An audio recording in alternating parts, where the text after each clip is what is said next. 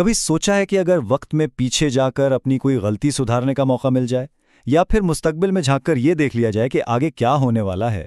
ये ख्वाहिश सिर्फ फिल्मों तक ही महदूद नहीं, बल्कि शायद हर इंसान के दिल में कहीं ना कहीं छुपी होती है। लेकिन सबसे बड़ा सवाल तो यही है कि क्या वक्त में सफ़र करना हकीकत में मुमकिन भी?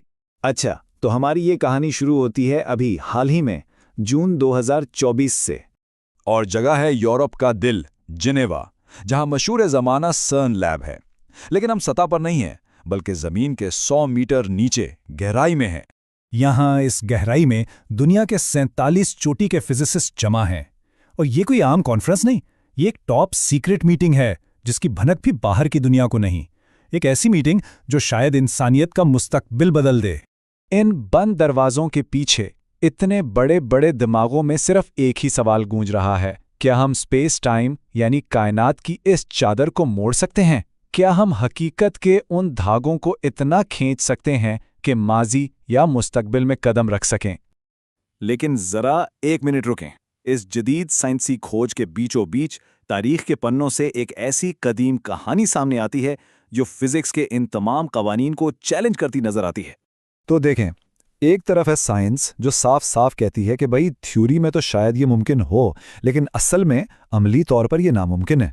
और फिर दूसरी तरफ एक कदीम किताब का दावा है कि कुछ लोगों पर पूरे 309 साल गुजर गए और जब वो सोकर उठे तो उन्हें लगा कि शायद एक दिन या इससे भी कम वक्त गुजरा है। ये कैसे हो सकता है? चलिए पहले साइंस की दुनिया में चलते हैं और देखते हैं कि वो कौन सी बड़ी बड़ी दीवारें हैं जो हमें वक्त के इस सफ़र से रोक रही हैं। सबसे पहली और सबसे बड़ी दीवार है कायनात की स्पीड लिमिट, यानी रोशनी की रफ्तार। जरा इस नंबर का तसव्वुर करें, तकरीबन 3 लाख किलोमीटर एक सेकंड में। आइंस्टाइन ने हमें बताया था कि अगर किसी भी ऐसी चीज को जिसका कोई वजन हो इस रफ्तार तक पहुंचना है ना, तो उसे लामहदूद तवानाई चाहिए होगी, यानी इतनी तवानाई जो शायद पूरी कायनात में भी ना हो। यह फिजिक्स का एक ऐसा कानून है जिसे तोड़ा नहीं जा सकता। अच्छा, फिर एक और आइडिया है वर्म होल्स का। यूं समझें कि स्पेस टाइम एक कागज़ है। अब एक कोने से दूसरे कोने तक जाने के बजाय क्यों ना कागज़ को मोड़कर बीच में एक सुराख कर दिया जाए, एक शॉर्टकट। यही वर्म होल्स हैं। लेकिन यहां भी एक बहुत बड़ा मसला है, ये शॉर्टकट्स इंतहाई गैर मुस्तहकम होते हैं। साइंसदानों के मुताबिक उन्हें सिर्फ एक लम्हे के लिए भी खुला रखने के लिए इतनी तवानाई चाहिए जो हमारी पूरी मिल्की वे गैलेक्सी के वजन से भी ज्यादा हो। मतलब पलक झपकते ही बनेंगे और गायब हो जाएंगे। और फिर आती है मंतिक की सबसे बड़ी दीवार, जिसे कहते हैं द ग्रैंडफादर पैराडॉक्स। कहानी कुछ यूं है कि आपने एक टाइम मशीन बनाई, माजी में गए और वहां जाकर अनजाने में अपने दादा को दादी से मिलने नहीं दिया। अब नतीजा क्या होगा? आपके वालिद पैदा नहीं होंगे, मतलब आप भी पैदा नहीं होंगे। तो फिर सवाल यह है कि माजी में टाइम मशीन लेकर गया कौन था? ये एक ऐसा मंतकी चक्कर है जिससे साइंस बाहर नहीं निकल पाती। तो जहां साइंस की दलीलें एक जगह आकर रुक जाती हैं, वहीं ईमान की दुनिया हमें एक बिल्कुल अलग तस्वीर दिखाती है। एक ऐसी दुनिया जहां वक्त अपने बनाने वाले के हुक्म का पाबंद है। और मजे की बात यह है कि साइंस खुद इस बात की गवाही देती है कि वक्त सबके लिए एक जैसा नहीं गुजरता।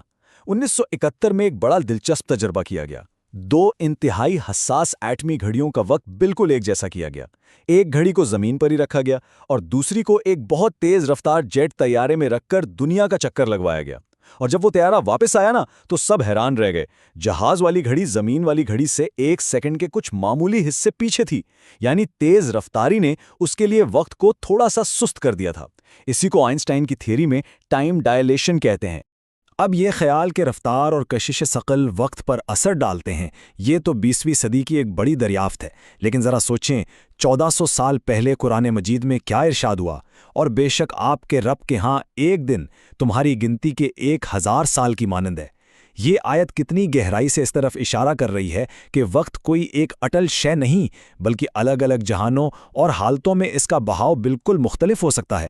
इसी तसव्वुर को समझने के लिए हम आजकल साइंस फिक्शन फिल्में देखते हैं, जैसे 2016 की फिल्म पैसेंजर्स को ही ले लें। इसमें मुसाफिरों को टेक्नोलॉजी की मदद से हाइबरनेशन पॉड्स में 120 साल के लिए सुला दिया जाता है। लेकिन कुरान में जो असहाबे कहफ यानी गार वालों का किस्सा है, वो किसी भी साइंस फिक्शन से कहीं ज्यादा हैरानकुन है। यहाँ कोई मशीन नहीं, कोई टेक्नोलॉजी नहीं, सिर्फ अल्लाह का एक हुक्म, जिसने चंद नौजवानों को एक गार में 309 साल तक के लिए सुला दिया। और जब वो जागे तो ना उनके जिस्म बदले थे, ना उनकी उम्र में कोई फर्क आया था। अब यहाँ एक बहुत बारीक लेकिन बहुत अहम नुक्ता है। इन नौजवानों ने कोई टाइम मशीन नहीं बनाई थी, वो कहीं गए नहीं थे, वो अपनी जगह पर ही मौजूद रहे। बस यूं समझें कि वक्त एक दरिया की तरह उनके ऊपर से बहता रहा और वो इस दरिया में भीगे बगैर महफूज रहे। उनकी अपनी जिस्मानी घड़ी रुक गई थी, लेकिन कायनात की घड़ी अपनी पूरी रफ्तार से चलती रही। अच्छा, तो इन बड़ी बड़ी थ्योरीज और कदीम किस्सों से निकलकर अब ये सवाल हमारी अपनी ज़ात पर आ जाता है, क्या वक्त में सफ़र की कोई ऐसी किस्म भी है जिसका तजुर्बा शायद हम और आप रोज़ाना करते हैं? इस्लामी नज़रिए में नींद को छोटी मौत कहा जाता है। इसके पीछे तसव्वुर यह है कि जब हम सोते हैं तो हमारी रूह जिस्म की कैद से कुछ देर के लिए आज़ाद होकर एक बिल्कुल अलग डायमेंशन, एक अलग ही जिहत में चली जाती है, एक ऐसी जगह जहां वक्त के उसूल हमारे उसूलों से बिल्कुल मुख्तलिफ हैं। और यही वजह है कि कभी कभी चंद मिनट के ख्वाब में पूरी जिंदगी गुजर जाती है और कभी 8 घंटे की गहरी नींद ऐसी लगती है जैसे अभी तो आंख लगी थी। ये एक तरह से रूह का अपना टाइम ट्रैवल है। और बस यहीं आकर साइंस और ईमान के रास्ते थोड़े अलग हो जाते हैं। साइंस की मंजिल है वक्त पर कंट्रोल हासिल करना, उसे एक मशीन में डालकर अपनी मर्जी से आगे पीछे करना, जबकि ईमान ये सिखाता है कि वक्त पर कंट्रोल नहीं किया जाता, इसे कबूल किया जाता है। ये माना जाता है कि वक्त का पूरा इख्तियार सिर्फ और सिर्फ उसके बनाने वाले के पास है। ईमान की दुनिया में वक्त को ज्यादा करने का एक और तरीका भी है, जिससे बरकत कहते हैं। ये कोई फिजिक्स का फॉर्मूला नहीं, ये एक रूहानी कैफियत है। जब किसी के वक्त में बरकत आ जाती है ना, तो उसके वही 24 घंटे फैलकर 48 घंटों जितना काम और सुकून दे जाते हैं। ये वक्त को मोड़ना नहीं, बल्कि वक्त में वुसअत पैदा करना है, और इसके लिए किसी मशीन की नहीं, बस नियत और ईमान की जरूरत होती है। तो आखिर में असल सवाल ये नहीं है कि टाइम ट्रैवल मुमकिन है या नहीं। असल सवाल ये है कि हमारी तलाश क्या है।